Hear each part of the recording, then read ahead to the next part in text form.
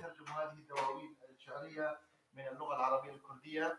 أحدهم موجود معنا الصديق الشاعر ديوان القادر، وترجم ديوان الأستاذ ياسين حسين. للأسف أرسلنا له دعوة ولم يتمكن من الحصول على الفيزا. ترجم ديوان الأستاذ حاتم الشهري. طبعا هذه المرة الأولى التي نستضيف فيها شاعر وشاعر جميل جدا من المملكة العربية السعودية. أسعدنا بحضور الأستاذ حاتم. أهلا وسهلا فيك. طبعا فواز القادري دائما لما اقول له عمو فواز او خالد يقول لي انا اصغر منك، انا شاب اكثر منك. فاذا دائما هو يمتعنا باشعاره الجميله. استاذ فواز من ميونخ جيتنا، اهلا وسهلا فيك. انت شاعر جميل وابن مدينه دير الزور السوريه. سعدنا ان تكون اليوم في ضيافه مهرجان خدمه الثقافه الكرديه، وحتى انت عندك اصول كرديه كمان. طبعا.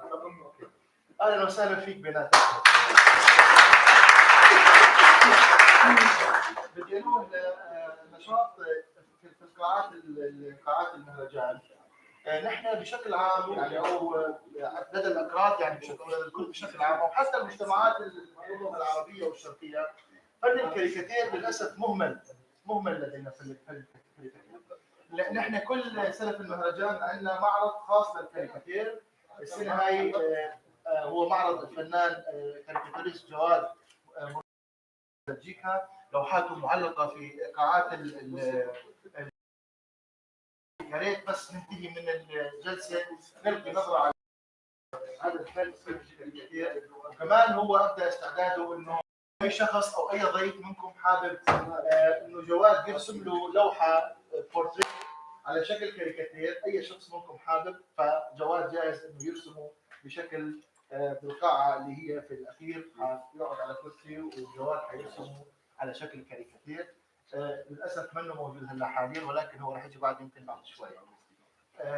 اخر شغله بدي احكيها انه طبعا بس تنتهي الجلسه حيكون في طبعا توقيع الدواوين الشعريه باللغه الكرديه. نتمنى انه تكونوا موجودين وتحصلوا على نسخ مجانا. طبعا توزع مجانا. الامسيه والنشاط هذا بشكل كامل هو بدعم من مؤسسه رامينا. انا برحب فيكم جميعا وعذرا على التاخير والاطاله، وتفضلوا الكرام. طبعا حيدير الجلسه الصديق والشاعر العزيز محمد، هو شاعر سوري وصديق، وايضا زوجته كرديه. يعني اليوم احنا عاملين هيك كوكتيل غريب عجيب، يعني واحد اصله كردي وواحد زوجته كرديه وهكذا.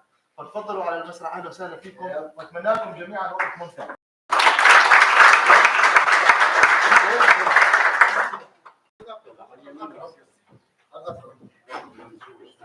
قاعد يساري على اليمين. هذا والله هذا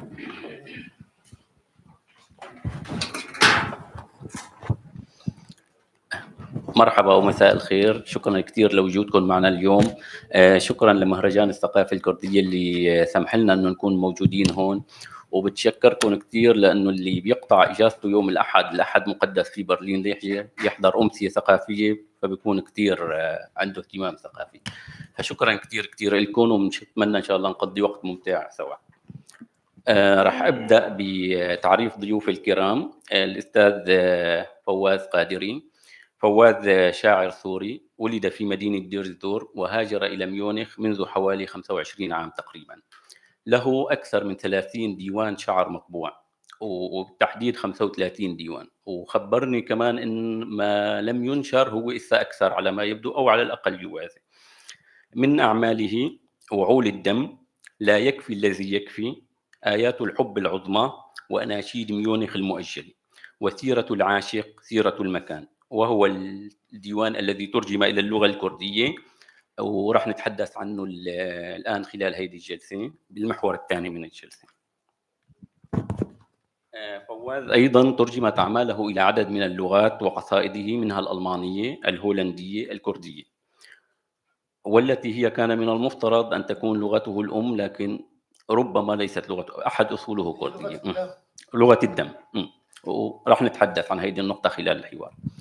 ضيفنا الثاني قادم من السعودية، صديقنا الجميل الأستاذ حاتم الشهري، أيضا كاتب وشاعر، مقدم تلفزيوني، وكيل أدبي، حاصل على بكالوريوس دراسات إسلامية، أيضا غزير في الإنتاج، له 15 كتاب بين القصة والشعر والمقالات. من أعماله حديث الروح، أنا وصديقي، وجمع الشتات، تساؤلات، وأعرف وجه اليأس جيدا، وهو أيضا الديوان اللي ترجم إلى اللغة الكردية ورح نتحدث عنه خلال هذه الجلسة. حاتم أيضا ترجم إلى عدد كبير من اللغات، الإنجليزية، الفرنسية، الإسبانية، الكردية، الإيطالية، الألبانية، البوسنية، السويدية. نحن اليوم أمام شاعرين حقيقة تتقاطع تجربتهم ببعض الأماكن وتبتعد تجربتهم ببعض الأماكن. تتقاطع تجربتهم بغزارة الإنتاج. نحن أمام شاعرين غزيرين في الإنتاج، وأيضا أمام شاعرين ترجموا إلى عدة لغات. أيضا هنهم بيختلفوا أنه كل شاعر له تجربته الخاصة، له منابعه الخاصة، له المصادر اللي بيستقي منها هيدي التجربة، واللي هي ما بتشبه أي تجربة أخرى، ورح نحكي عن هاي المسألة خلال هيدي النقطة.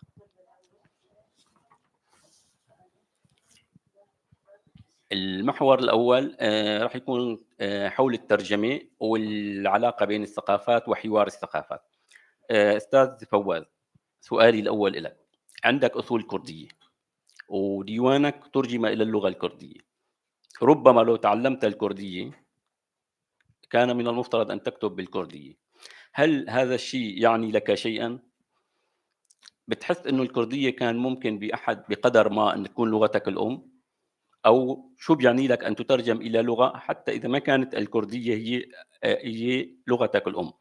أنت ابن منطقة دير الزور، هذه المنطقة اللي هي عمليا قريبة من الأكراد وجارة إلى المنطقة الكردية، يعني هي أيضا لغة كانت لغة جارة للغة العربية. ماذا يعني لك أن تترجم ديوانك إلى اللغة الكردية؟ سعادة بالغة عموما، ورحب بالأعزاء الموجودين. بس حقيقة أنا سعيد تماما أني أترجم إلى لغة الأصل، يعني اللي أنا يعني مريت بحالة تغريب طويلة، يعني منذ الطفولة إلى ما وصلنا إلى تقريبا إلى الخط النهائي. ومن هنا أجت سعادتي أنه أنا أقدر الآن أقول أنه أنا كردي. يعني حقيقة كنت أخجل أن أقول أنا كردي، لأني يعني لا أمتلك لغتي، فأظل دائما يعني رغم أنه علاقتي بالخجل قليلة جدا، مع ذلك كنت أخجل. أنا سعيد لدرجات يعني أنه تعرفني، يعني الناس يعرفوني، أقربائي، يعني قد أسافر إلى تركيا وأنا حامل هدايا من ديواني للناس اللي يعني ما يعرفوا انه انا شاعر حتى، بس اقول له انا شاعر بلغتي يعني هكذا. اعتقد اجابتي يعني بسيطه، بس تعطي وتعبر عن الجوهر ما احس به من سعاده. طيب، ليش ما تعلمت الكردية؟ يعني هل كان السبب هو اجتماعي خاص بالمنطقة بالعائلة، أم هو السبب السياسي؟ نحن عندنا كثير من أصدقائنا الأكراد بسبب الظرف السياسي ما سمح لهم ما كان مسموح يتحدثوا باللغة الكردية أو يكتبوا باللغة الكردية، وقمعت هيدي اللغة. هل كان هذا الشرط بينطبق عليك، أم هي أسباب أخرى لها علاقة بالعائلة اللي ما كان في حدا بيحكي فيها كردي أو شيء ثاني؟ هي الإجابة حقيقة، الإجابة هي يعني تتطلب شرح طويل، يعني لأنه ترتبط بسيرة هذا الولد العاق اللي هو اسمه فواز قادري. أنا بلشت بكتابة السيرة حقيقة، ستكون الإجابة وافية على شكل رواية يعني. بس الجانب الآخر من الموضوع قد ينوه الواحد بشكل بسيط، إنه أنا عشت مع جوز أمي، وأنا طفل صغير. أمي مع أبوي، رجع أبوي أخذ أخوتي وراح على تركيا، على كردستان تركيا، وأنا ظليت مع والدتي. فكان في شرخ عائلي يعني للغة، مشان تقدر تحكي لازم يكون في طرفين يحكون بالبيت. أنا كنت فقط أبكي وأسمع أمي تبكي بالليل على حزنا على الأولاد اللي راحوا، وتبكي بالكردي. يعني حقيقة كانت يعني نسيت الشكل اللي كانت تنعي فيه. كانت حزينة إلى درجة قصوى بالكردية، حزينة كانت بالكردي. هي تحكي وتفرح بالعربي، وكانت تحزن بالكردي. هكذا. شكرا.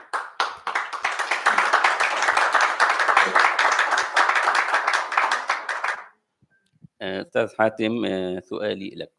أنت أيضًا من الجزيرة العربية، بنسميها نحن بسوريا الجزيرة العربية. الجزيرة عمليًا أيضًا هي قريبة على المنطقة، على بلاد الشام. واللغة الكردية هي لغة جارة للغة العربية. شو بيعني لك الترجمة لهيدي اللغة، اللي هي ابنة منطقتك وابنة هيدي المنطقة اللي فيها ثقافات متنوعة؟ بسم الله الرحمن الرحيم.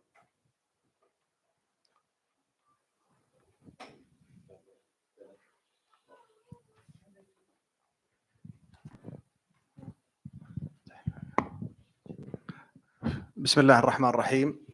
في البداية شكرا لإدارة المهرجان على هذه الدعوة الكريمة وعلى أن أكون ضيفا في هذا المهرجان، وأنا أتشرف بأن أكون هنا. الحقيقة أنه الترجمة بشكل عام هي جسر للحضارات الأخرى، وكما أن الكاتب بشكل عام أو المبدع أو الفنان يريد أن يصل إلى الآخر، هذا الآخر أيا كان هذا، هناك حرص كبير شديد على اللغات المشهورة الإنجليزية والفرنسية وغيرها.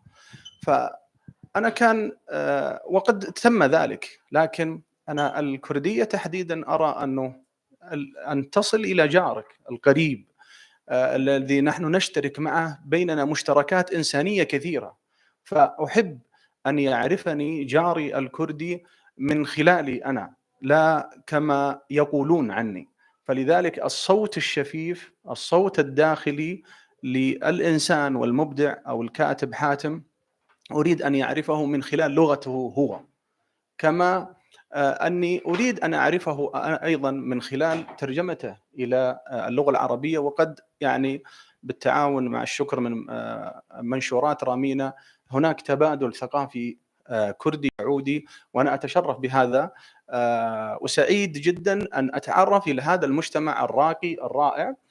وكان ولله الحمد هناك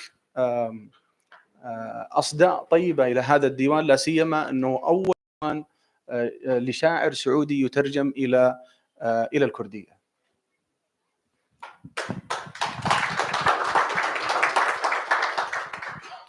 أنت بمعرض إجابتك كمان تحدثت عن اللغة الإنجليزية والفرنسية الألمانية.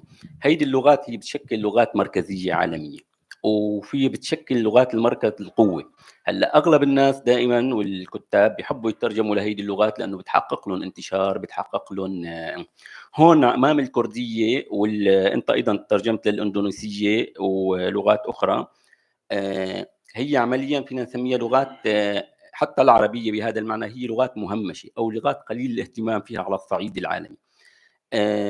بين ترجمة إلى لغة تمثل مركزية عالمية والترجمة إلى لغة هي إقليمية أو محلية، هذا الشيء بيعني لك شيء. القارئ السعودي مثلا بالمنطقة لما تقول له مثلا أنا ترجمت إلى الكردية، هل يتلقى الأمر مثلا مثل ما تقول له أنا ترجمت إلى الإنجليزية اللي هي لغة المركز أو لغة القوة؟ أنا سأتكلم عن نفسي، لا أعرف ماذا يفكر القارئ، لكني أتكلم عن نفسي كمبدع أن أصل إلى الجميع. أنا قارئ واحد سواء في إندونيسيا أو في أي بلد كردي هو يعني لي بشكل كبير، بغض النظر عن الذين يتحدثون الإنجليزية. أنا أريد أن أصل إلى كل لغات العالم، أنا أريد أن أصل أنا أعتقد أن لدي تجربة، لدي شيء أريد أن أصل به إلى العالم، سواء كان الطرف الآخر، سواء كان كردي، إنجليزي، ألماني، أيا كان. الأدب يجمعنا، لدينا مشتركات إنسانية يجب أن نعمل عليها، والأدب هو الصوت والقوة الناعمة التي نريد أن نصل بها إلى الآخر. شكرا. أستاذ فواز، تحب تحكي شيء عن هي النقطة، الترجمة إلى اللغات المركزية العالمية واللغة الكردية واللغات المحلية الإقليمية بالمنطقة؟ قليلا يعني أنا أتصور الترجمة يعني هي كسر الجغرافيا، إعادة الجغرافيا إلى تمركزها الإنساني أكثر من هذا الاتساع. يعني تحس حالك أنت غريب عن الناس القريبين منك. يعني أنا لغتي غريبة عنها، لغتي اللي يعني لغتي الأصل أنا غريب عنها. سعادتي كانت إنه أنا الآن أعود إلى جذوري، فيهمني كثيرا انه الاخر اللي ما لي علاقه فيه رابط الدم انه يعرف هذا الشاعر، هذه التجربه يقراها بلغته، فهذا سعاده قصوى يعني كبيره جدا. وهذا الامر الطبيعي لازم يكون، يعني هذا دور لكسر الحواجز بين الناس. وايضا هناك الاثر الكبير للترجمه، لانه في الفنان والمبدع الهاجس الاكبر لديه هو الخلود، يجب ان يكون خالدا، لكن لا تستطيع ان تكون خالدا بجسدك. نحن سوف نفنى بعد عده سنوات، لكن الكتاب لن يفنى وسيكون خالد. وهذا هو الذي نحن نسعى اليه في الترجمه، ان نكون خالدين من خلال الترجمه. على صعيد النص الشعري بعد الترجمة، هل أضاف لك الترجمة إلى اللغة الكردية أو إلى لغات أخرى حتى إضافة جديدة بمعجمك الشعري؟ يعني دائما المترجم بيتواصل مع الكاتب أثناء الترجمة، بيسألك عن الاستفسار، عن يعني مثلا أنا كمثال عندي كتاب ترجم إلى الإيطالية، المترجم لما سألتني أسئلة أنا رجعت ما كان عندي إجابات حول نصي. هل اكتشفت على ضوء الترجمة نصك من جديد؟ مثلا اكتشفت انه في اشياء انت بالنص مثلا المترجم او الترجمه الى لغه اخرى بيحفزك اكثر لتحاول تفهم النص او تشوف اشياء، او من جهه ثانيه انه يغني نصك الشعري بالدواوين القادمه او الكتاب القادمه؟ هو فعلا بعض الأسئلة التي وصلتني من اللغات ليست من الكردية، لكن بعض المترجمين كان يسألني الحقيقة عن بعض الأشياء التي كنت أعتقد أنها واضحة في نصي بلغتي أنا، لكن لا، هي ليست واضحة في اللغة الأخرى المحمول إليها. لا أعتقد بحكم أني لا أجيد اللغات الأخرى، فهي ربما كانت تحمل أبعاد في ذلك النص المحمول إليه، لكن هناك صراحة أسئلة جعلتني أفكر في أن يكون النص عالمي لا يكون محلي، وإن كان هذا جيد أن يكون النص فيه ملامح محلية، لكن أن يكون النص حمال أوجه من أجل أن يكون يطير يعني بين العوالم.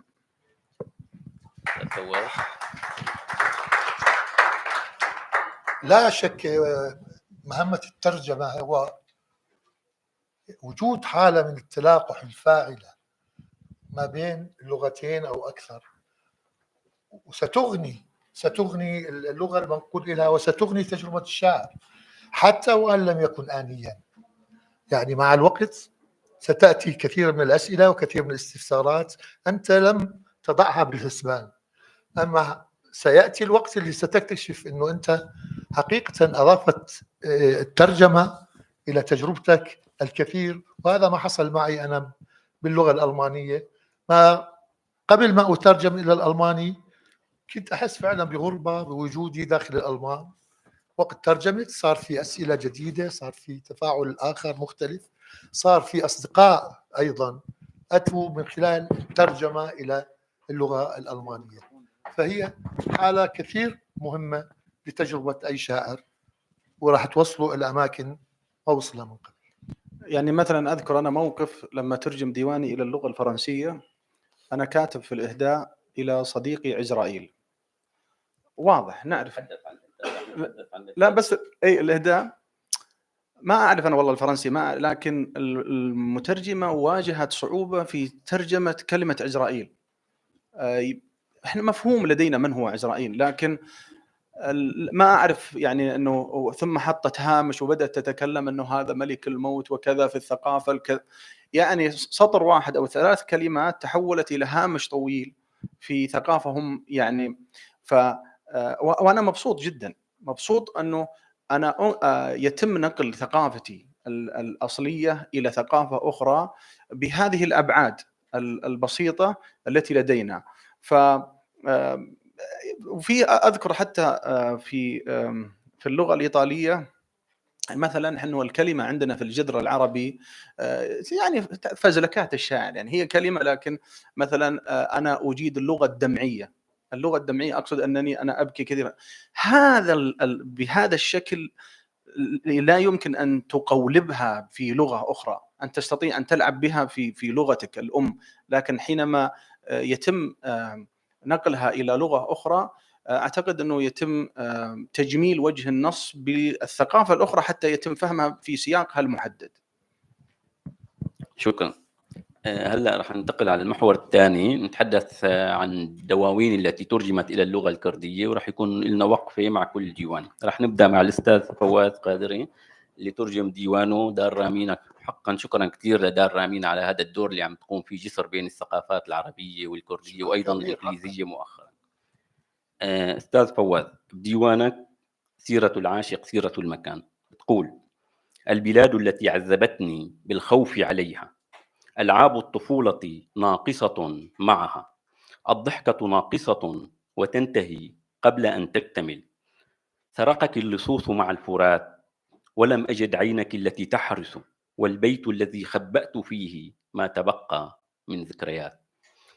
شو الذكريات اللي بتحملها عن هذا البيت اللي تركته بدير الزور حتى يبقى موجود بقصيدتك وانت بميونخ بعد 25 سنة؟ هو لا شك ذاكرة المكان يعني أنا عانيت منها هذا تماما. حسيت أنه أنا مرتبط في المكان إلى درجة لم أستطع أن أكتب عن مدينة ميونخ قصيدة واحدة. عشت أكثر من 20 سنة ما قدرت أكتب حقيقة.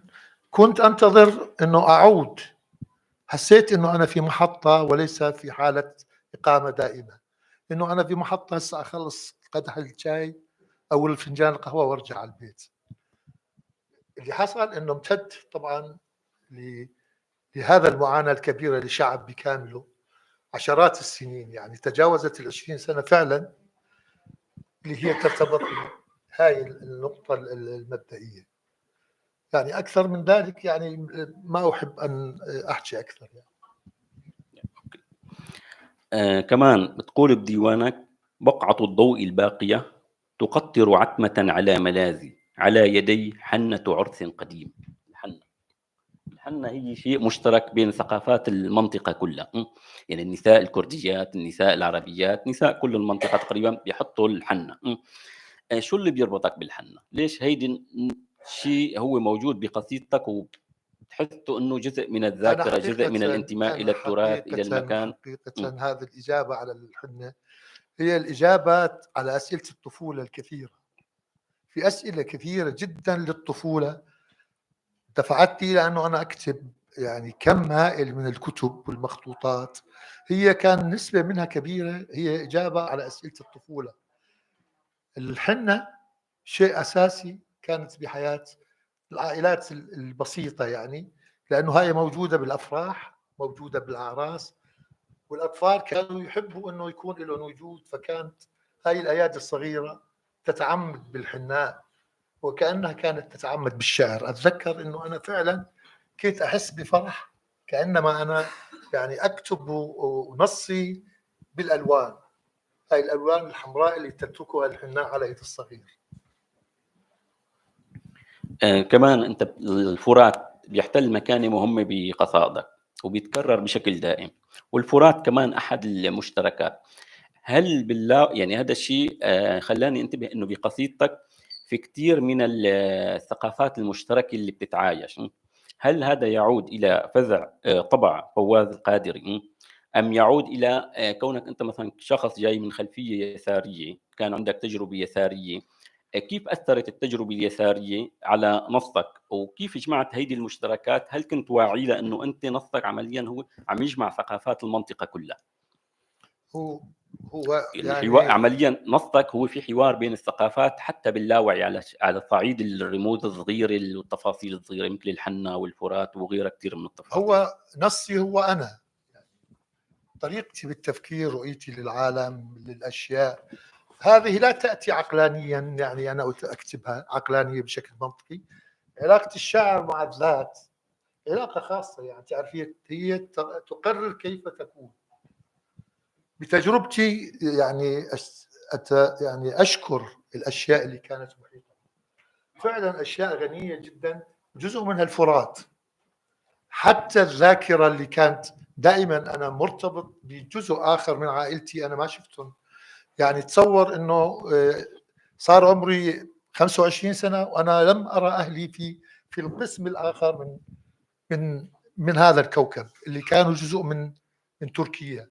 بعد هذا العمر حتى استطعت إنه أنا أمتلك هوية سورية، وعشت يعني بدون قدرة على دخول هاي المدارس، وحمدت نفسي كثيرا. يعني كانت له أشياء إيجابية جدا إنه أنا كنت خارج هذه الأسوار.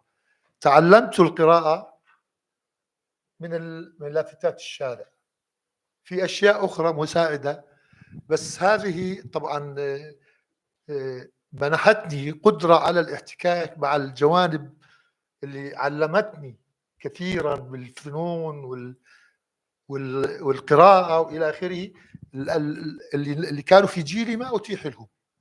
كان مطلوب منهم إنه يدرسوا وينجحوا، أنا كان مطلوب مني أذرف على أبواب المدارس جزء من عمري، يعني من عمر الطفولة. كنت أذهب قبل ما أروح إلى الشغل، أروح أوقف على باب المدرسة إلى أن يدخل الأولاد، ومن ثم أذهب إلى عملي متأخرا، لأنه في شيء مسروق مني. الأولاد يدخلوا إلى المدرسة يلعبوا، أتفرج عليهم هن داخلين في الساحة شلون ينططوا. أنا يعني حتى حاولت مرات إنه أدخل بالسرقة، كان البواب يعني قاسي علي، يمسكني ويخرجني خارج المدرسة. ظلت حسرة في قلبي أن أدخل داخل المدرسة. طبعا دخلت أنا أكثر من مرة سرقة. فهذا كان يعني شكل شيء نفسي عند هذا الطفل الصغير اللي يعني يعيش جملة من الغربات، يعني غربة الأهل، غربة الأصل، غربة المكان. بس استطعت أن أرمم هاي المسائل بشغلة واحدة، هي الحب الشديد للأشياء وللعالم وللإنسان. كان الحب هو وسيلتي إلى كم أفواه الشرسة للغربة. حقيقة أفواه يعني ومخالب كان للغربة، حرمتني من أشياء، بس ولكنها بالمقابل أتاحت لي أن أتعلم بطريقة وكيفية سمحت لي أن أعرف العالم إلى درجة العشق. المعرفة إلى درجة العشق. المعرفة هي تعرف الحالة العقلانية، أما هي هذه اندمجت بالمشاعر، وذهبت إلى الشعر منفردا وحيدا حافيا إلا من الدمع. شكرا، هذا الشيء واضح. حتى يعني أحد عناوين ديوانك آيات الحب العظمى. فعلا هي هكذا كانت بالنسبة لي. قبل ما ننتقل لعند الأستاذ حاتم، بتحب تضيف شيء أخير حول ديوانك سيرة العاشق سيرة المكان؟ في شيء حابب تعرفنا عليه؟ يعني أنا كما شكرت يعني مؤسسة رامينا وأتاحت لنا هذه الفرصة وهذه الترجمة، وكنت سعيد جدا أيضا بالتعرف على المترجم الجميل اللي عذبني كثيرا. جوان بشو عذبك؟ بشو عذبك بالضبط؟ لا حقيقة هون لازم أنا أذكر، هون بيتحرك الصحفي داخلي. شو الأسئلة اللي سألك إياها؟ هذا الشيء اللي عذبني خلاني أكون سعيد وواثق أنه ستكون التجربة ناجحة جدا، لأنه كان حقيقة هو جاد مع نفسه أكثر مني، وبالتالي رممنا يعني الأشياء اللي ممكن تنقص الطرفين، يعني تنقص الشاعر وتنقص الناقل. فكان في تعاون جميل رممناه من خلال الصوت، وحقيقة يعني أنا ممنون له وسعيد بالتعرف عليه، مثل ما كنت سعيد بالتعرف على هيثم وعلى مؤسسة رامينا، على عبد الله كان بالهاتف، وهكذا. شكرا أستاذ فواز.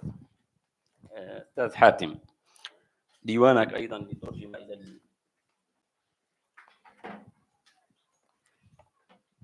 إلى اللغة الكردية. أعرف وجه اليأس جيدا. خلينا نبلش من الإهداء. تهدي الديوان إلى عذرائي، لماذا؟ وشو قصتك مع الإهداءات؟ بعرف إنه الإهداءات الكتب تحتل عندك حيز هام وبتعطيها اهتمام دائما كبير. عادة نحن بننظر للإهداء كهامش أو تفصيل يعني خارج النص. هل بتعتبر الإهداء هو جزء من النص، جزء من متن النص، أم هو هامش؟ كيف بتتعامل معه؟ أنا أعتقد أنه من خلال في البدايات لم أكن أهتم كثيرا، وإنما كانت تسديد ديون، إن أهديه إلى العائلة والأصدقاء وكذا. يعني كنت أعتقد أنه وهم يستحقون ذلك، لكن لما انتهينا من فترة تسديد الديون أتينا إلى العملية الإبداعية الكاملة المتكاملة التي تتحدث من العنوان قبل الإهداء، فتكون عملية متكاملة، وهي ليست وهي كما يقال فعلا أنها عتبة النص الحقيقية. فأنا أتعب كثيرا في اختيار اسم الكتاب ثم الإهداء، وهي مترابطة وليست هامشية، وكأنما أتخيل أن القارئ هو يدخل إلى بيتي، وبيتي هو هذا الديوان أو هذا الكتاب. فلذلك أنا أصافحه من البداية بالعنوان، وكأنه نافذة إلى ما ستجده أو ينتظرك في ثنايا هذا الكتاب. تفتح أنت الباب من خلال العنوان، ثم في البداية تقابلك الغرفة الأولى إذا اعتبرنا أن الإهداء هو غرفة أولى، ثم أنت تستطيع أن تتعرف على بقية البيت من خلال الكتاب. فهي مترابطة، العنوان والإهداء ثم بقية الكتاب. لماذا إلى عزرائيل؟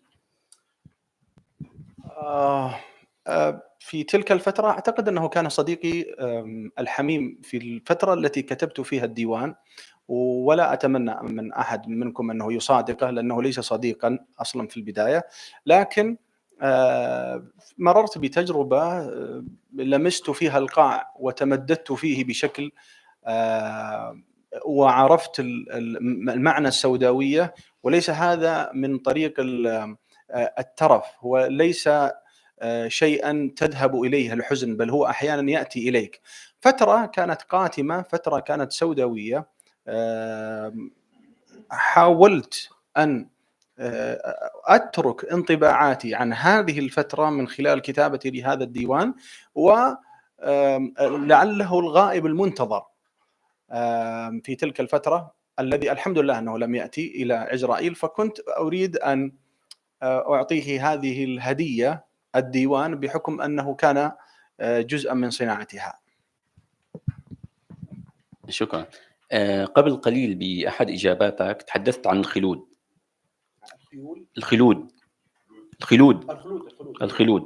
جابنا عن الخيول. لا. أو بتقول بنصك بنكتة الديوان: أفكر في الحياة القادمة. هل تؤمن بحياة قادمة بعد الموت، أم هو مجاز للخلود اللي بتؤمن فيه إنه نصك ممكن هو يقاوم الموت؟ هزمتك يا موت الفنون جميعها مثلا. بلا شك أنه سيكون هناك حياة قادمة. تخيلوا أن لا يكون هناك حياة قادمة. يكفي بؤس هذه الحياة. نحن ننتظر الحياة القادمة بفارغ الصبر، ونعتقد أنها ستكون جنة، أو يجب أن تكون هكذا، لأن أن تعيش في نارين في الآن والنار الأخرى هي حياة صعبة جدا. لا، هي مجازية وهي حقيقية جدا. لا أنا أؤمن أن هناك حياة قادمة، وأتمنى وآمل أنها تكون حياة أجمل وأروع من هذه الحياة، وهي ستكون عريضة لا طويلة، عريضة بتفاعلاتها وتجرباتها. يعني بحكم أني مؤمن فأؤمن فعلا أن هناك حياة قادمة.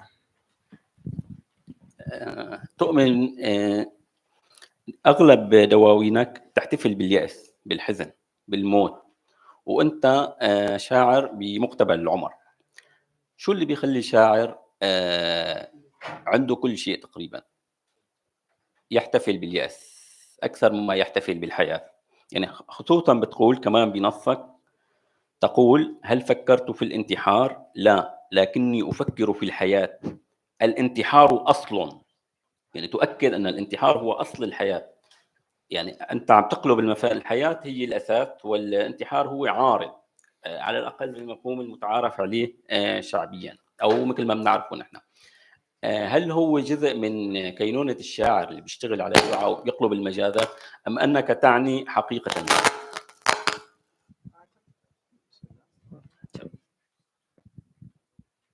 أنا أعتقد أنه هذا الأمر أنا أتركه إلى النقاد وإلى القراء، لا أريد أن أفسر نصي تحديدًا، لأن المعنى في بطن القارئ وليس في بطن الشاعر. لكنني قرأت مرة أعتقد لجمانة حداد كتاب 150 شاعر انتحروا. كنت أريد أن أجد طريقة خفيفة للانتقال إلى العالم الآخر، لكن كانت كلها طرق قوية، يعني بطلقات المسدس، بالقفز على القطارات، بالتسمم، هذه أشياء أنا أعتقد أنها كانت قوية، فقررت أن أنتحر بطريقتي، وهو أن أبقى على قيد الحياة.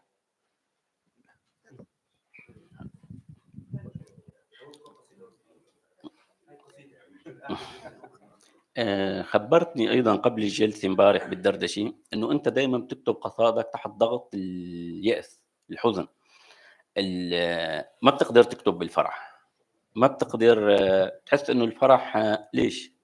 يعني هل يعني هلا أنا بعرف أنه الشعراء دائما الحزن واليأس هو جزء، لكن حتى بال30 سنة الأخيرة أصبح الفرح يحتل جزء كبير من القصيدة العالمية، مش بس القصيدة، خصوصا القصيدة الشفوية اللي أنت بتكتبها بقصيدة النثر. ما بعرف إذا بتحب تحدثنا عن هيدي النقطة، علاقتك بين الحزن والفرح. أعتقد أنه العالم ليس بحاجة إلى مزيد من الحزن ولا مزيد من الكآبة، فالحزن فيه ما يكفيه. وأعتقد أنه في فترة ما فدوى طوقان قالت أنها لن تكتب قصيدة حزينة لأنها بحاجة، لأن الناس بحاجة إلى الأمل. لكن كان بودي أن أكون دكانا لبيع الأمل وبيع الفرح، لكن أعتقد أنه تجربتي البسيطة المتواضعة جدا الشعرية هي لا بشكل أو بآخر، لا أعلم لماذا، أنها تتفاعل مع الحزن بشكل أكبر. وبحكم أني أجيد بعض الأجناس الأدبية الأخرى، فربما أكون متفاعلا في الفرح من خلال المقالات مثلا، من خلال القصة، لكن الشعر تحديدا لا يعطيني نفسه إلا إذا كنت تحت الضغط الحزن، أو أني حتى أحيانا أكتب وأنا فرح لكن نص حزين، يعني تأتيني الفكرة حزينة وأنا لست حزينا حقيقة. هذا تفاعل داخلي لا أعرف من أين منبعه أو من أين يأتي وما هو مصدره وكيف أنا أتوقف. أنا أخشى أني لأنه كثير من الأصدقاء يطالبونني بأن أكون فرحا على الأقل في الكتابات.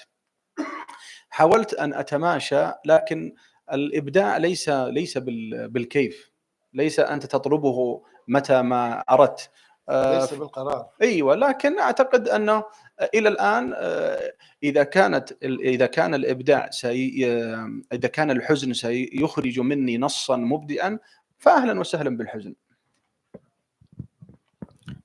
كمان بنفس الديوان أعرف وجه اليأس جيدا، كتب: فجأة ماتت قبيلة من الحروف ولم يبقى إلا 3 أحرف أراها باستمرار، ميم واو تاء، يعني موت.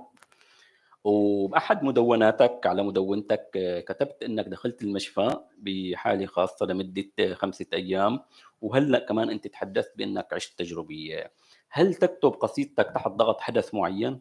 هل في حدث دائما غير الحزن والفرح اللي حكينا عنهم، في حدث بالحياة بشكل يومي هو بيكون محفز لتكتب قصيدة ما؟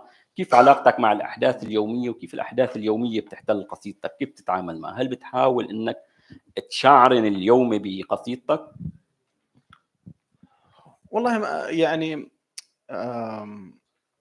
ليس هذا، كنت أعتقد أنها إجابة مبتذلة، أنه القصيدة تكتبني. نسمع هذا كثيرا ونعتقد أنه هذا، ولكن هذا الحقيقي هو الذي يحدث، أنه أحيانا هناك صور شعرية ما تأتيك في لحظات لا تكون هذه اللحظات هي مناسبة أصلا لكتابة القصيدة، ولكنها هي تطرح نفسها عليك. لا أحاول أن أكون شاعرا في كل الأوقات، لكن على كمية الضغط الموجودة في الحدث الآني، سواء بشكل يومي. أنا أمتهن الكتابة امتهان كامل احترافيا يعني، فأنا كل يوم أكتب، ليس هذا يعني قصرا، ولكن من خلال الدربة الطويلة على الكتابة فأنا أكتب يوميا، ليس شعرا، ممكن أكتب مقالات، أكتب تقارير، أكتب يعني مراجعات عن كتب، لكنني أكتب يوميا. قد يكون من خلال هذه الكتابة اليومية شعر، ويكون أحيانا من خلال موقف حدث، أو من خلال أنه أحيانا هذه الصورة الشعرية أعجبتني. يعني أنا آخر شيء كتبته أمس هو ونشرته كان يتحدث عن الباب، ما علاقتي بالباب ما أعرف، لكن أعجبتني هذه الصورة الشعرية التي في بالي أن أتحدث عن الباب. نشرتها مباشرة؟ طبعا نعم. سؤالي، بتنشر قصائدك بسرعة أم تترك القصيدة وبترجع لها بعدين؟ يعني كيف مطبخك الشعري؟ تترك القصيدة تنضج، بتتركها بترجع بتراجعها، أم مباشرة بتكتب وبتنشر؟ لا، أنا خجول حقيقة، خجول في نشر القصائد، أو لأني لا أعرف يعني، من زمان ما نشرت. أنا أصدر دواوين يعني، لكن أني أنشر يمكن هذه آخر نص كتبته وآخر شيء نشرته قصيدة ما أعرف متى، منذ القدم يعني. لا، أخليها تتخمر كثيرا في إما في الدفاتر أو في المسودات، وهناك يعني أشخاص قريبين جدا مني أنا أثق برأيهم وأرسل. طبعا لست سهلا في التعديل، ولكن في كل شيء أنا أحب أني أستشير. حتى لدي ديوان جديد سوف ينشر إن شاء الله لدى منشورات المتوسط اسمه جنة تعج بالرماد. يعني جلسنا فترة طويلة وأنا آخذ وأعطي مع المحررين وكذلك مع الأصدقاء، أسمع آرائهم. إذا كانت آراء سديدة من الممكن، يعني أحيانا هناك أخطاء موجودة مثلا في بعض القصائد أنا أعرف أنه خطأ، ولكنه خطأ محبب، أريده أن يبقى بخطئه، هي هكذا خرجت، لا أريد التعديل، لا أريد الصواب، لأني أعرف الصواب. والذي يعرف الصواب هو يتعمد الخطأ، هو خطأ من الناحية الجمعية، لكنه صح في نظري. شكرا. أستاذ فواز، نفس السؤالين الأخيرين. هاي تكرم. أنا ما ركزت لأنه على البداية. تفضل. الحدث، يعني هل تكتب قصيدتك تحت تأثير حدث معين؟ بتعيش حدث، تقرأ مثلا نص بيستفزك شيء مثلا على الفيسبوك، كونك نشيط كمان على الفيسبوك، وبتكتب القصيدة، أم القصيدة بتجي من منابع أخرى بالنسبة لك؟ والله يا عزيزي، يجوز يعني أنا أختلف مع الصديق العزيز. يعني أنا اكتشفت أني بدون ما أعرف أن تجربتي الماضية ما قبل الثورة، السورية اختلفت لاحقا. صرت أكتب القصيدة العيش، يعني أنا أصبحت بحالة استنفار شعري كامل الوقت، فكتبت بشكل مهول. يعني أكتب في المناسبات وفي الحدث وحتى في التسلية، يعني أحيانا أعبر عن أشياء بسيطة وأكتبها شعرا. وطبعا أنا أرضى عنه، شيء أرضى عنه، مو بالضرورة يعجب الآخرين، بس أنا كتبت العيش، يعني لحظاتي، أنفاسي، خطواتي، ثيابي، الأماكن، الطرق، السفر، المحطات، الحلم، كل هذا اجتمع في ما أختصره هو قصائد العيش. وأصبح هذا العيش هو ساتر دفاعي الأخير.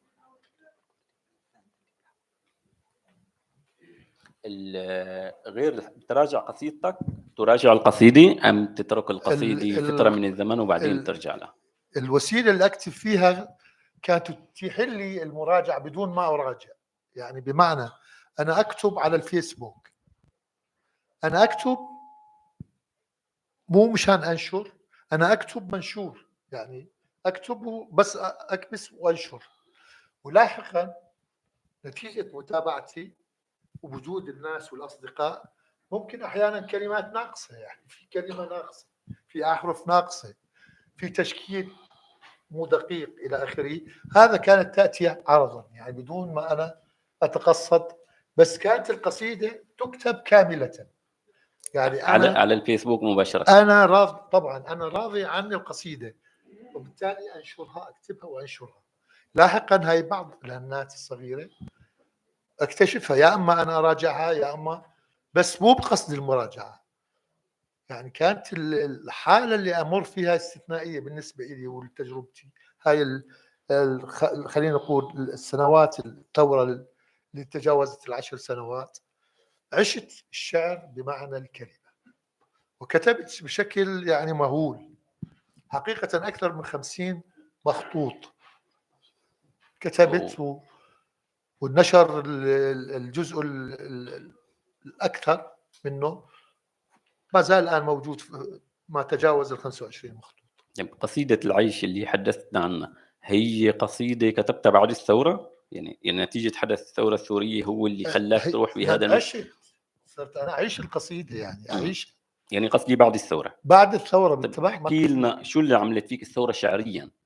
قلبت كياني كاملة، لغتي، تصوراتي، طبيعة تشكيل النص، الصورة الشعرية، ماهية تشكل الصورة، الألوان في داخل نصي، يعني كل شيء تغير.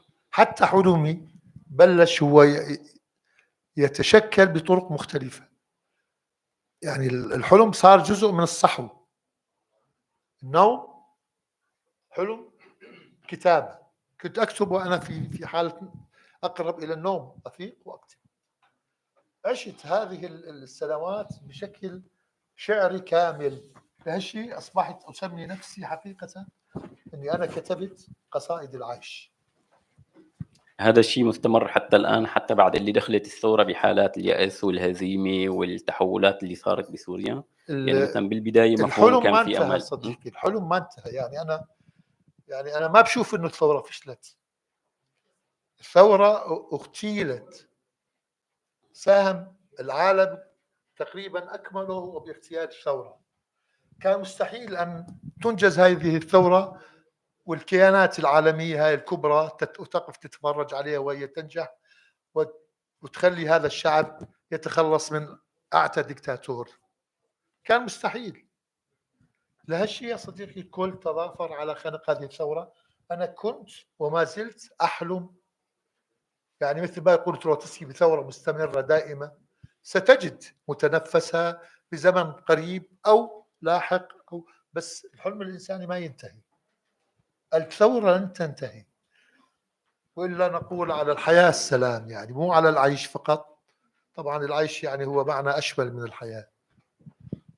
شكرا.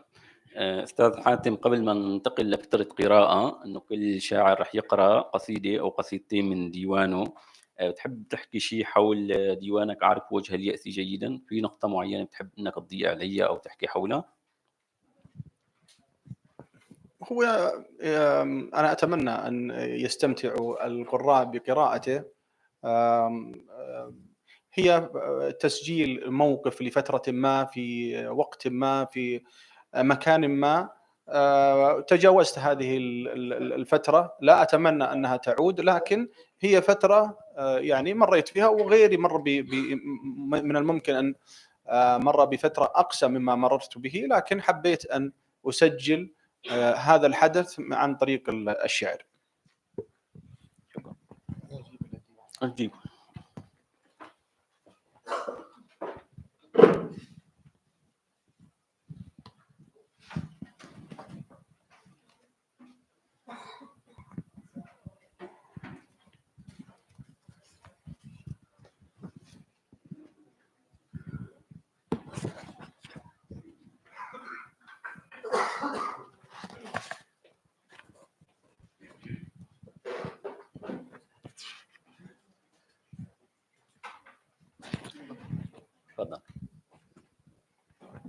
ممكن تنويه صغير عن هذا الكتاب. يعني في سوريا قبل أن أطلع كان عندي مخطوط بنفس العنوان وبنفس الحالة تماما.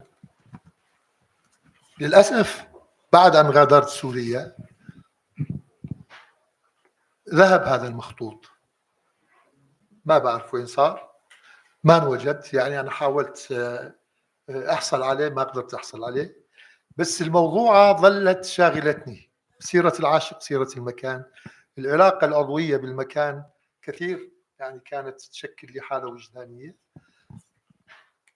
قررت أنه، وهذا عكس يعني تصوراتي عن الشعر، ما بعتبر أنه الشعر هو يعني يستجيب للقرار، قرار الشاعر أو القرار من يكون.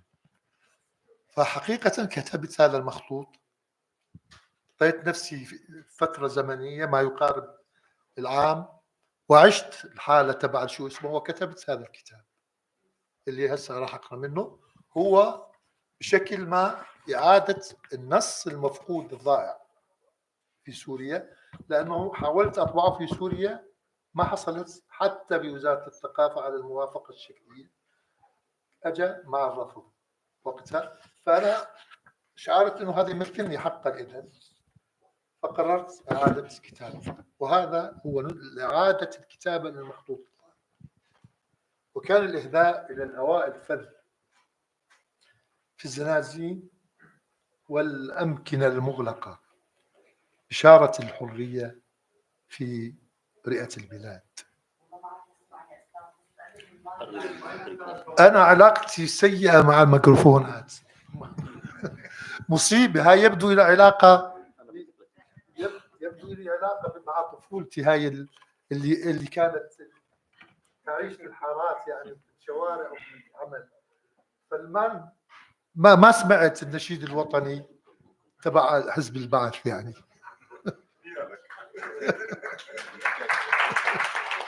فلهالشيء علاقتي معه هذا اعتبره احد الخصومي. ما يصير يا اخي. انا اقرا من جديد او اعيد. هذا الكتاب مهدى الى الهواء الفذ في الزنازين والامكنه المغلقه، بشاره الحريه في رئه البلاد.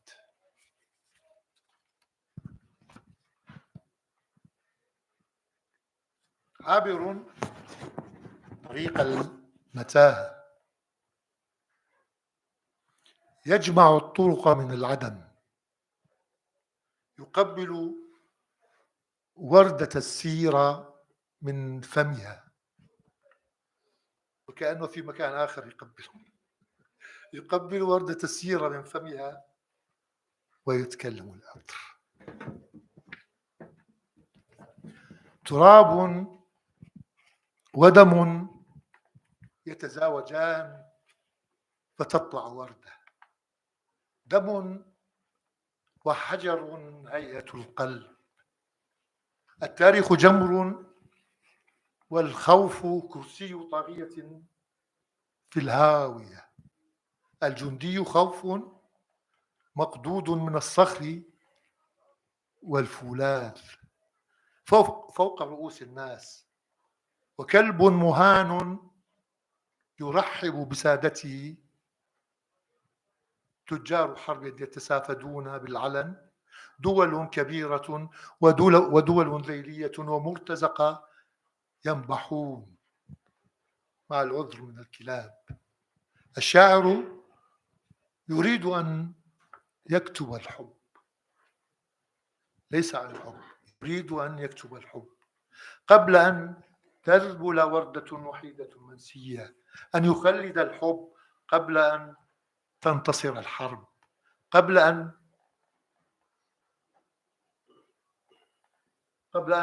تنتصر الحرب وتغرق السفن في الرمال. يشم تلك الرائحة قبل أن يفوت أوان الصبا، قبل أن يذبل الحجر وتتبخر الذكريات. سيرة العاشق وجع المكان، رحل العاشق وتناثر المكان.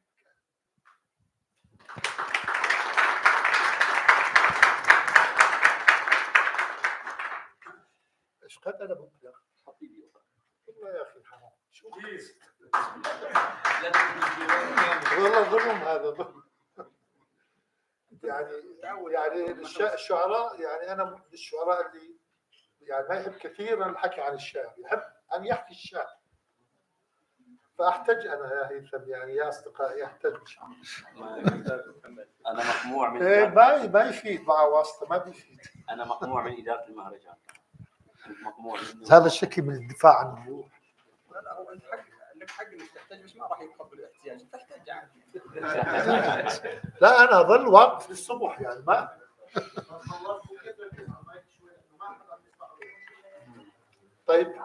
طيب هو أنا مشكلة خلصت القراءة، بس النص إجباري بده خليني أقرأ نص من غير مكان، معناته باعتباره الوقت جدا مو عادل. تعال نشوف. استثنائيا ما بيطلع لك كمان قصيده زياده استاذ بنعمل وصله مع الشباب. يا ريت توسطونا والله.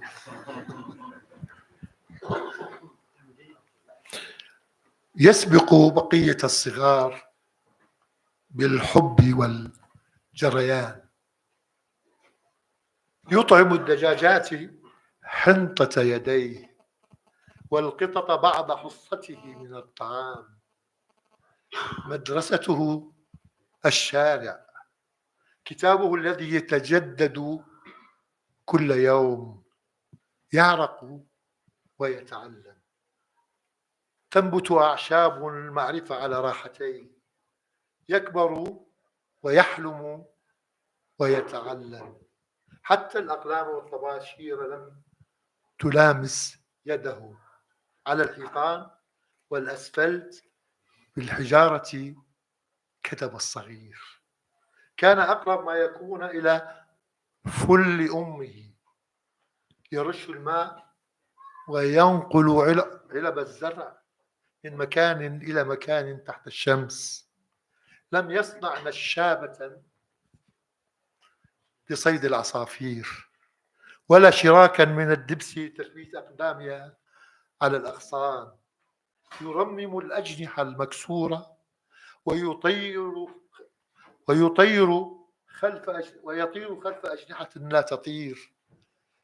لم يتعرف على الفارق من أقلام الحبر والرصاص، يعرف الفارق بين الوردة والرصاص.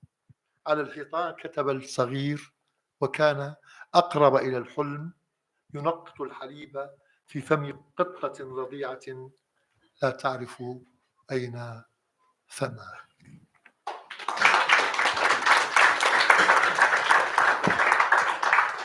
اذا كان في وقت بعدين. أنا جاهز يعني، تصيبني عبره بعدين. فناجين مقلوبة.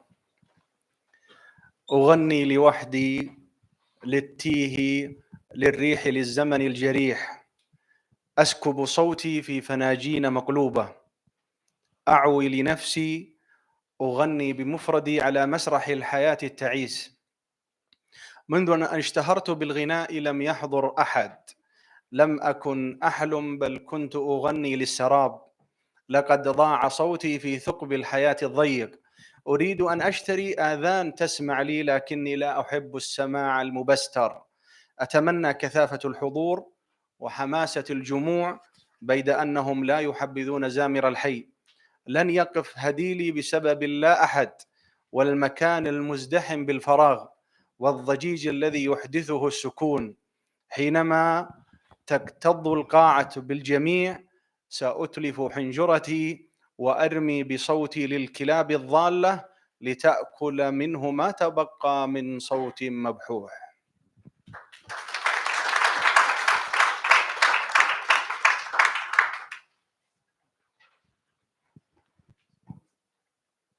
حبل الأمل لم يترك على الغارب، بل هو ملتف على عنقي.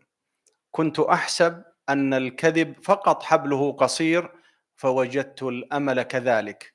أنا وحيد كفزاعة عصافير، أخيف الآمال والأمنيات والعصافير.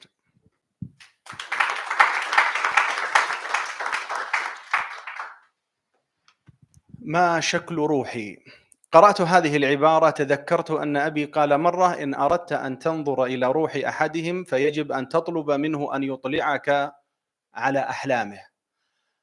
رجعت إلى قائمة أحلامي فوجدتها: جر الجنائز ليلا، وإقامة حفلة تنكرية في المقبرة، تلقيم البندقية وإطلاق النار في العراء. أحلم بطباعة خطاب شكر للنصب التذكاري في أول المدينة. أحلم بالتطبيع بين السكر والملح وكسر الحاجز بينهما. حلمي أن أكون الراعي الرسمي لأول عملية تغيير جنس في قبيلة الملح لأنتج ملحا حاليا.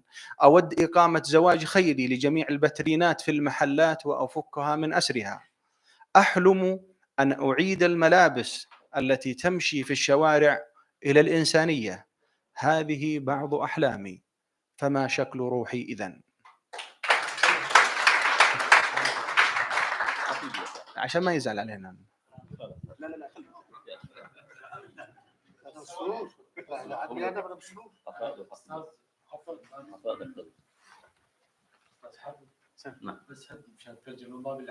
اوه معليش اسف. يعني عشان نحن نستمتع حافل، عشان نستمتع بالشعر.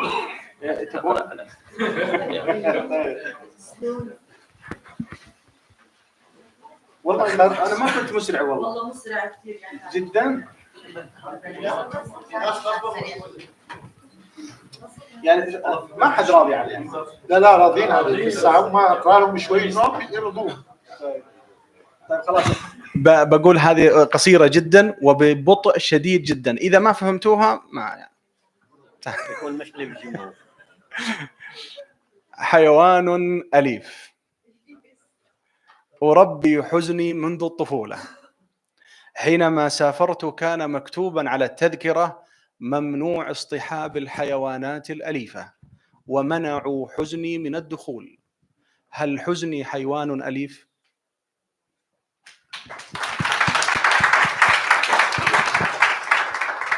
مين كتب عن حيوان أليف وأنا كتبت عن وردة أليف؟ زين،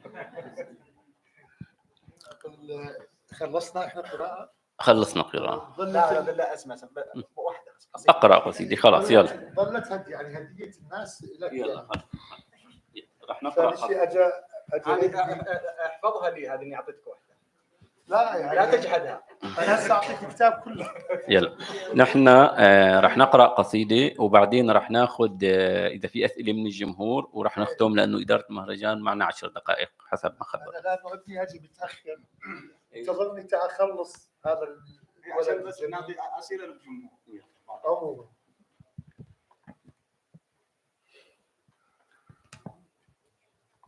سيرة العاشق سيرة المكان. هذا المقطع اسمه هكذا، اللي حمل عنوان الكتاب. لا أحد يكمل سيرتك كما هي، سيرة بلاد معجونة بك، سيرة الهواء والتراب والطفولة، سيرة ناسك يتنفسون الحياة من الرئة نفسها، أكلوا وشربوا معك ماء وخبز الأيام، سياط مرت على أجساد كثيرة كأنها مرت على جسد واحد، تكتمل التي لا تكتمل. كلما ظننت أنك وصلت إلى الخاتمة تكلمك بدايات ما زالت تحبو عليها، تشع وتتفتح أمامك آفاق حجب شفافة أيها الرائي، تتكسر عليها جدران ظلام عالية، تكتشف لك مغاور مرصودة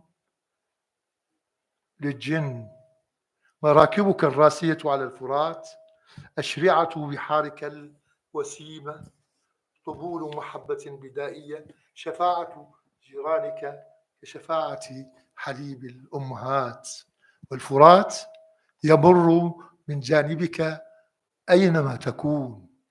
أنت تلميذ أمي للحرية والحب، منذ أول قصيدة حتى آخر فتوحات الشعر.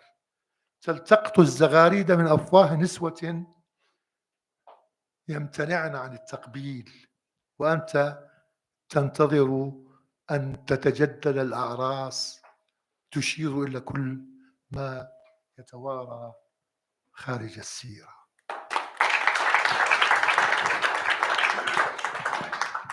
شكرا على جمال أرواحكم وسمعتونا. تفضل. راح نفتح باب الأسئلة، اللي عنده أي سؤال. في ميكروفون. في ميكروفون خلص. بدون شريط. أنا هالشيء. يعطيكم العافية. رجاء كل حدا يعرف عن نفسه. أنا خضر عبد الكريم، فنان تشكيلي قاعد ببوتسدام. أنا بحضر كثير من الأمسيات الشعرية. ما ألاحظه عندما يتناول الشاعر الديوان، يقلب بالديوان، يختار بعض القصائد أحيانا من النصف وأحيانا من الأخير وأحيانا من البداية، وجميع القصائد هو لنفس الشاعر. لماذا هذا الاختيار أمام الجمهور؟ سؤالي للأستاذ حاتم وأيضا الأستاذ فواز، يعني طالما جميع القصائد لك، لماذا لم تقرأ من البداية قصيدتين ثلاثة وانتهى؟ يعني سؤال. تفضل. ناخذ سؤالين ونجاوب على السؤال بشكل مباشر ولا؟ خلاص. يعني عملية الاختيار هاي السريعة اللي تتم من الكتاب، هذا حقيقة في إلها قراءة سابقة في البيت.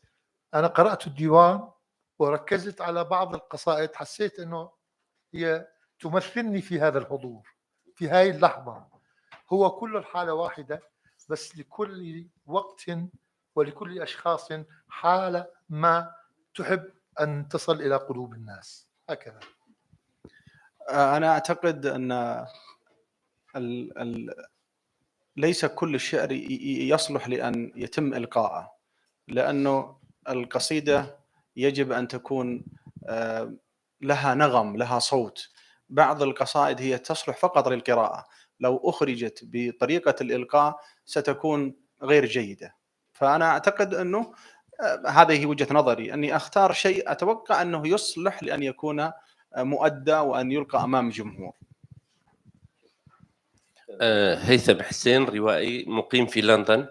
أنا في الحقيقة أود أن أشكركم على هذه الجلسة اللطيفة، والوقت انسل سريعا. باختصار أود التركيز على فكرة جسور الثقافات، الجسور بين الثقافات، وفكرة ترجمة الشعر أو الترجمة التي اشتغلنا عليها.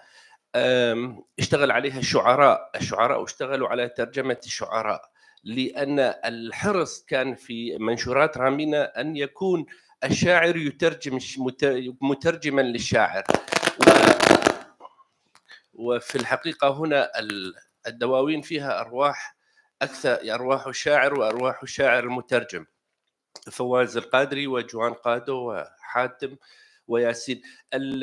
كيف بنينا هذه الجسور كمنشورات كان من المهم، يعني الجيد والسيء. الجيد أن أول شاعر من السعودية يترجم من اللغة الكردية، والسيء أن هذا تأخر كثيرا.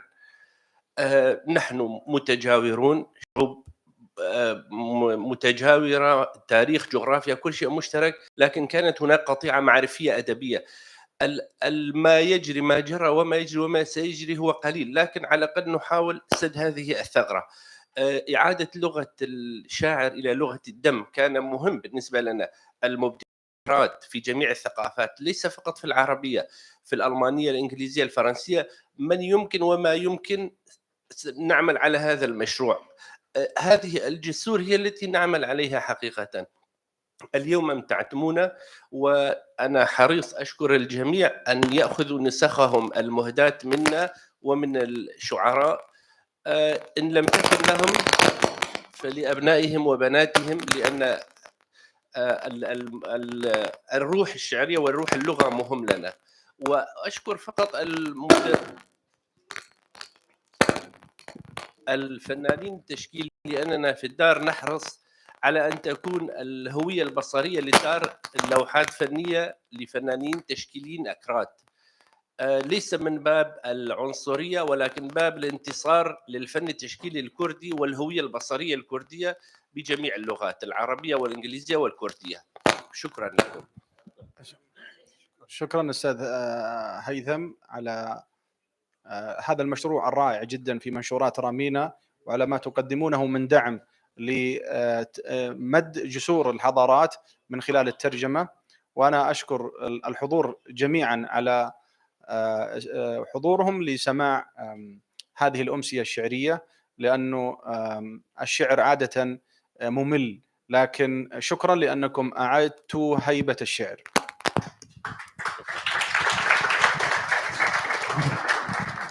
أنا ما عندي تعليق على يعني لما عبرت حقيقة بالمقدمة عن سعادتي القصوى، يعني أن أكون موجود باللغة اللي أنا ما قدرت ولا الظروف سمحت لي إنه أنا أتعلمها، يعني لغتي. فأنا حسيت إني يعني الآن أنا أستكمل النصف الناقص.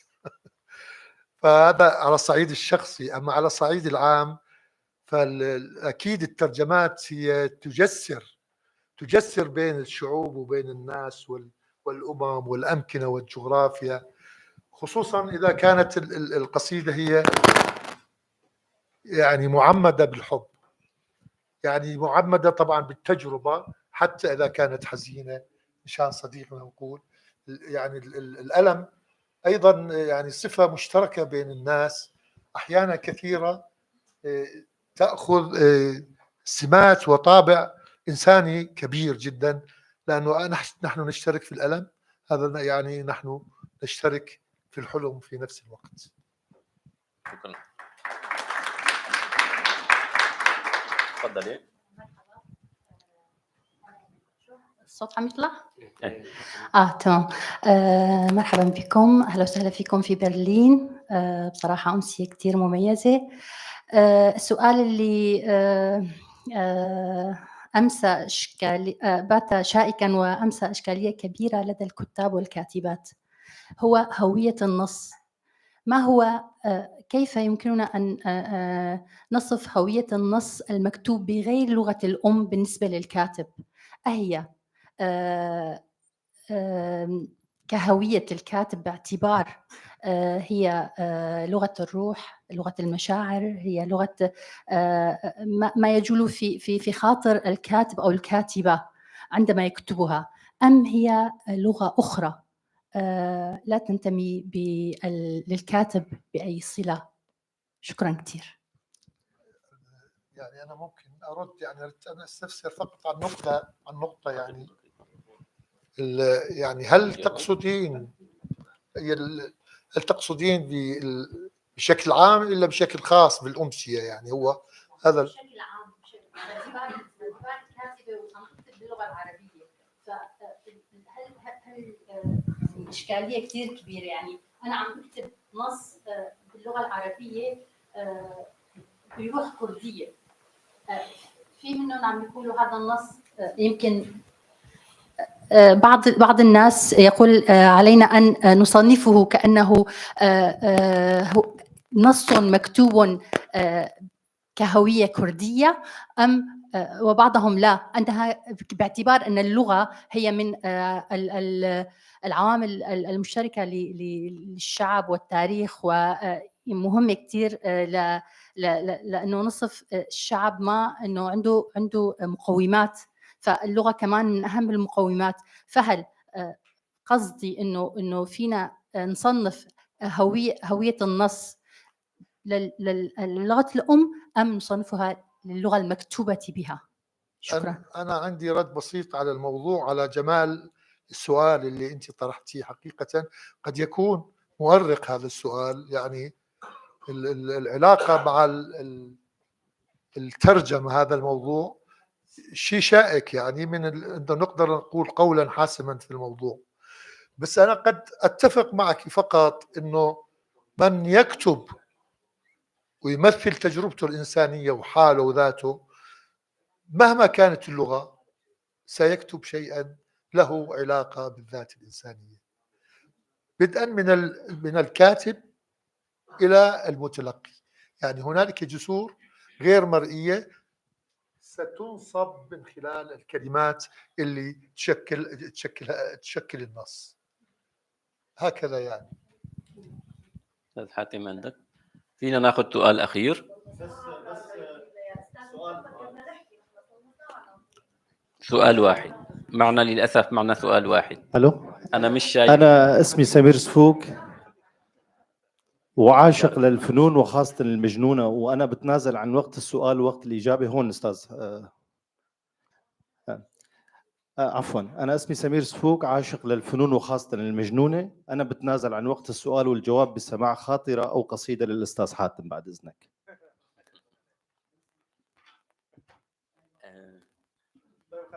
بنقدر جهدك كثير، شكرا. بس مشان السؤال بس.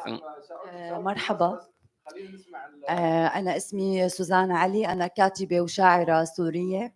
أنا كتير مبسوطة اليوم لأني معكم، ولو أني عندي بعض التحفظات على هاي الأمسية، منها أنه نحن جايين كي نسمع الشعر، وصديقي حاتم قال الشعر ممل. الشعر ليس مملا يا صديقي، نحن هون جايين لنسمع شعر. هاي الأمسية تخللتها حوارات وحوارات، كنت بتمنى بين هذه الحوارات أن يأتي الشعر، ولكنه لم يأتي إلا متأخرا. عندي سؤالين بفعل الترجمة الغزيرة لكلا الكاتبين. عندي سؤالين بيخطروا لي: غزارة الشعر، غزارة الطباعة، وغزارة الترجمة. أستاذ فواز، سؤالي لإلك، بدي اياك تتذكر عندك بالبيت لحظة شعرية عشتها أو ديكور بتلاقيه بالبيت شعري، يعني يا ريتك تعطيني صورة شعرية خارج الكتب بتعيشها بحياتك اليومية. سؤالي لصديقي حاتم: ايمت كانت آخر لحظة شعرية عشتها ويا ريت توصف لنا إياها؟ شكرا كتير لكم. ميرسي أبو. شكرا. بس قبل ما اعطي الاجابه للاستاذ فواز، للاسف سوزان بتعرفي نحن كلنا بنحب الشعر ونتمنى لو الجلسه كلها شعر، بس اداره المهرجان في قواعد كنا مضطرين نلتزم فيها للحوار والهي. نتمنى انه نلبي لك رغبتك بامسيات شعريه قادمه. تفضل استاذ. لا شك، يعني هو هاي النقطة جدا مهمة. أنا ظلت حسرة في قلبي قراءة الشعر أمام هذا الحضور الجميل العذب، يعني الحضور اللي يتلقى ويتفاعل، يعني بمعنى مو متلقي صامت، يعني هو صار له انطباع عن ما الشيء سمعه. بس لأنه هو بشكل خاص اللقاء معد لأنه هنالك في تجربة جديدة جميلة، هو نقل تجارب شعراء إلى اللغة الكردية. يعني التجربة هاي جدا مهمة إنه إحنا نتفاعل معها. كان لابد أن تأخذ النصيب الأكثر من حصة اللقاء، لأنه كانت هذا ضرورة أو هذا كان هدف اللقاء بالأساس.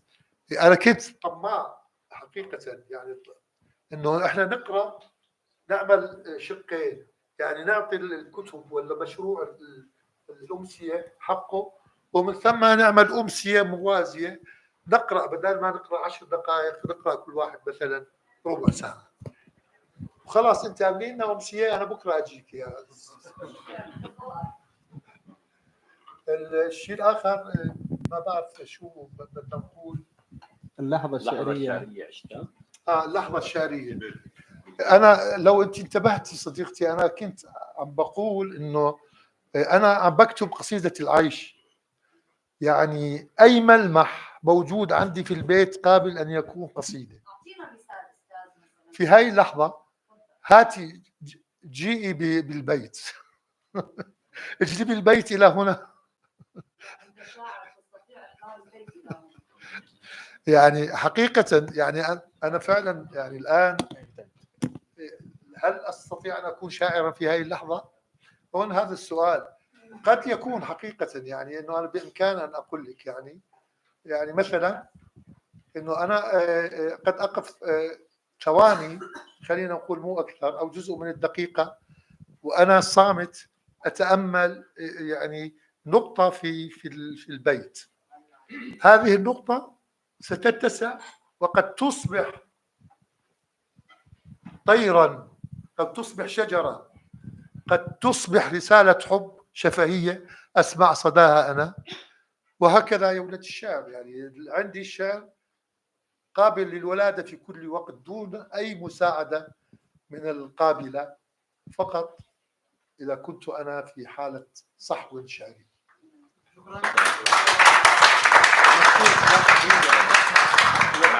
بس لا الدقيقة الأخيرة. طيب بالنسبة إلى سؤالك، أن آخر لحظة شعرية كانت أتوقع أنها كانت حينما تفكرت في لحظة الباب. ما هو الباب؟ يعني ليس أنه هذا الباب فقط الذي نعبر منه، لكنه كان أكثر من ذلك. يعني أتذكر أنه أنا باب جهتاه إلى الداخل. كانت هذه آخر يعني البداية التي بدأت بها النص. وبالنسبة إلى الصديق العزيز الذي طلب، سأختم بهذا النص. حامل طبعا شكرا جدا للمترجمين الرائعين الذين يترجمون الكلام السريع، شكرا جزيلا لهم. حامل لواء الوحدة.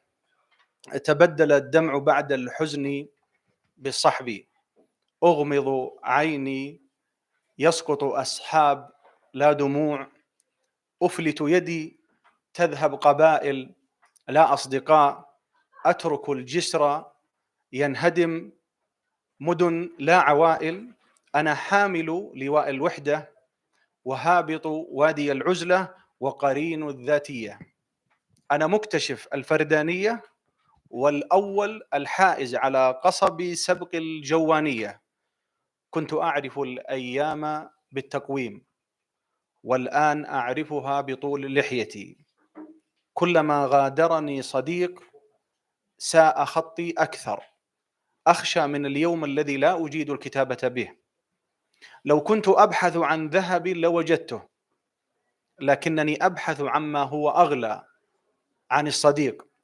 لم يعد هناك صديق وقت الضيق، هناك وقت ضيق فقط، وكأنما حرام على الأيام أن نتجمع. شكرا.